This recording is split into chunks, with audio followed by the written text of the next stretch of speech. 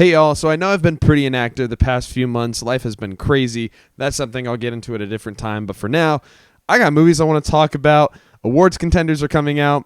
So let's do it. I'm ready to go. Sentimental Value has been one of my most anticipated films of the year. It is Joachim Trier's follow-up to The Worst Person in the World, starring Renate Reinsve, which was an awards contender a few years ago, a film I really enjoyed.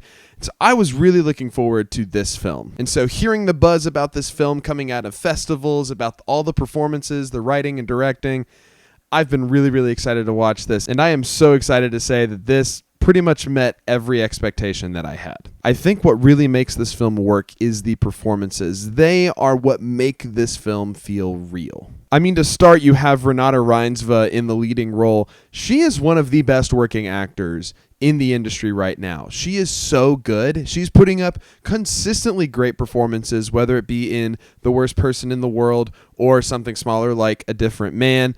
I've just been really excited by what she is doing, not just because it's a great performance and she's bringing the emotion in every role that she has, but also she has a lot of subtlety in the way that she performs. She can do so much with a facial expression or a look with her eyes, and she is astounding in this role. I love the amount of subtlety she brings with this character. You kind of understand her headspace pretty early on in the film, but there is so much to unpack with her character, and she does that by just giving a facial expression or by the way that she delivers a line or the way she interacts with a character.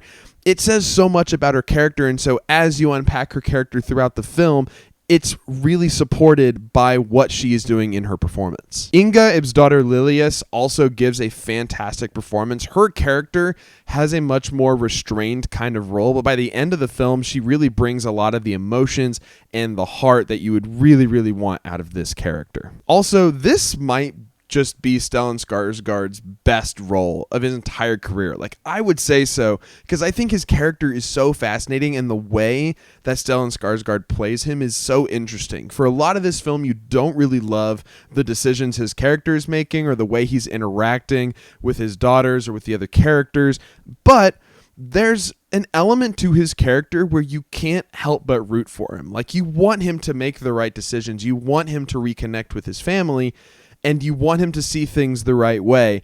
And so you end up kind of rooting for the guy, even in the midst of his mishaps and the mistakes that he's making in interacting with the other characters.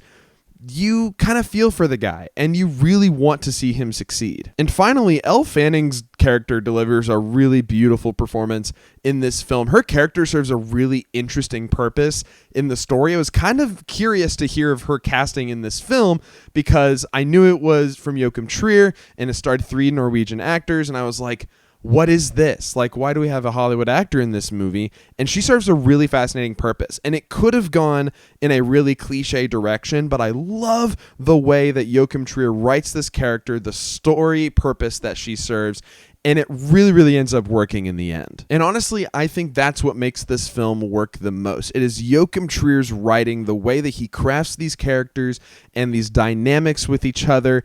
It could have gone in a much darker direction, but it goes for a very subtle, simple, emotional, heartfelt direction. And by the end of the movie, you're kind of rooting for everybody. You want everybody to succeed. You see everybody's flaws, but you also see the ways in which they can improve, and you see the hope in their future. Like, you understand all of their individual ambitions and desires and what they want out of their lives, but you also want to see them reconcile and kind of abandon those desires. It's a really cool tug of war that creates a really interesting conflict, not derived by some moral flaw in any of the characters, but simply just a balance between what do I want out of my life versus what do I need out of my life. The film also surprisingly serves as a pretty funny satire of the film industry.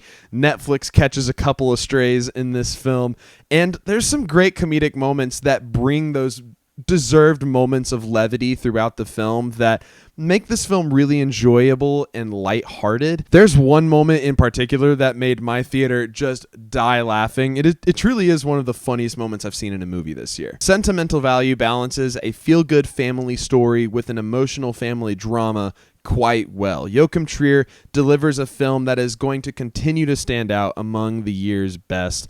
I loved this film. I cannot recommend it enough. But let me know what you thought down in the comments below. What were your thoughts? Are you excited to see it? Are you keeping up with the Oscars this year? If you are, this is definitely a film you need to watch. I'm expecting this to get quite a few nominations at the Academy Awards this year. Thank you guys so much for watching. Hope you guys have a great day, and I'll see you all in the next one.